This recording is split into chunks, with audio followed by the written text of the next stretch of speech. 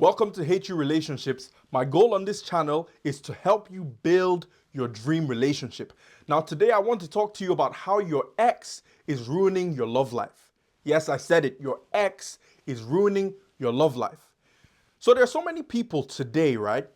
You might be one of them, or you might know people like this who they have this, what I would like to call an unhealthy attachment to their ex.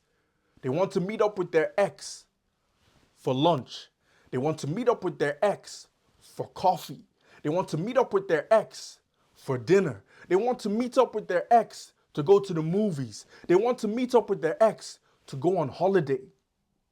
Now, if this is you, I'm not saying you need to be ashamed of it, right? Or maybe you might know people like this. I'm not saying you should look down on them, but there is a question that should come into a person's mind if they are dealing with this unhealthy attachment. And that is, why do I have this attachment? What is the reason for this?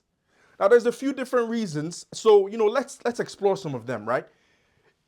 It could be that a part of you still needs validation from them. A part of you still wants their approval, right? You want them to see you in a positive light, or you want them to see how well you're doing, right? How over the breakup you are, right? Especially if you were the one who got broken up with, right?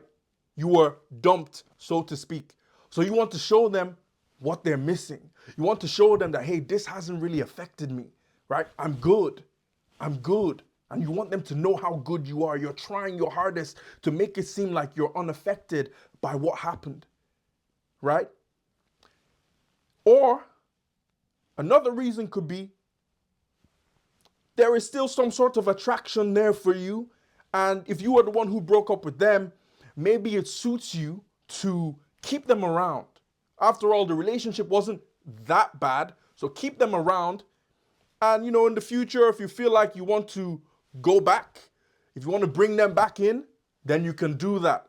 And you like the gratification of that, knowing that you can have them back if you want them back, right? Or if you were the one on the receiving end, so they broke up with you, you might think, maybe one day they will take me back. Maybe one day they will see what they've missed out on. Maybe one day. But the problem is, you're putting yourself in a very, what I would call a bad position, right? Hoping and praying that somebody else sees your value, right? And if you're the kind of person who is just keeping them around just because you like the idea that they're an option, you like the idea that you can bring them back in whenever you like, it's not fair on them because you're leading them on and you're playing with their emotions. Now, as far as the validation piece, right? You shouldn't be impacted. Your ego should not be impacted by whatever your ex thinks of you. Who cares? Who cares what they think, right? Your self-esteem needs to be built around your values, your beliefs, your actions, the actions that you take on a daily basis that are in alignment with your beliefs. By being the best version of yourself. What you think of yourself, that's what's important, not your ex.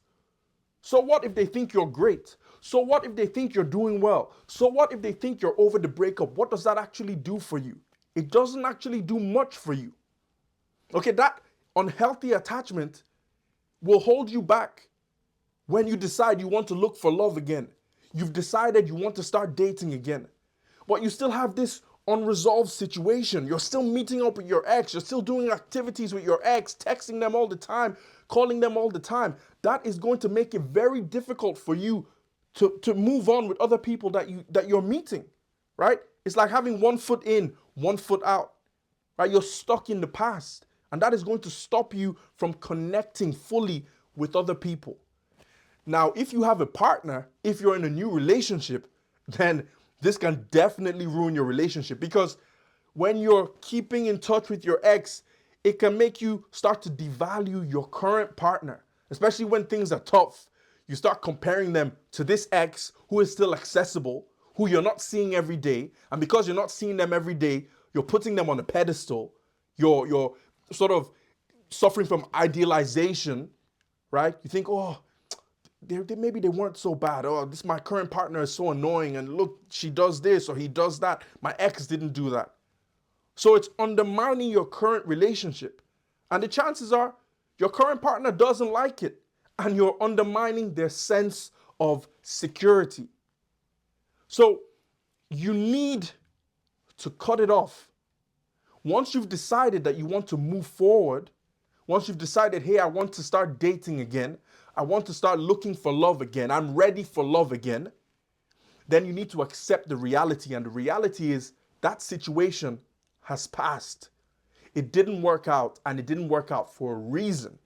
If it was so great, if this person was so amazing, if the dynamic between you and them was so amazing, then you would still be together. But you need to accept the reality and make it easy for yourself to move forward with your life. Now, if you're in a relationship, this is even more important and more pertinent for you. Do not ruin your new story because of a story that ended a long time ago. If you've enjoyed this video, please go to hateyourelationships.com and download my Dream Relationship Toolkit. So it's usually worth $80, but you can get it for free today. So there's a link in the bio. Please check it out, and I hope it helps you on this journey. See you next time.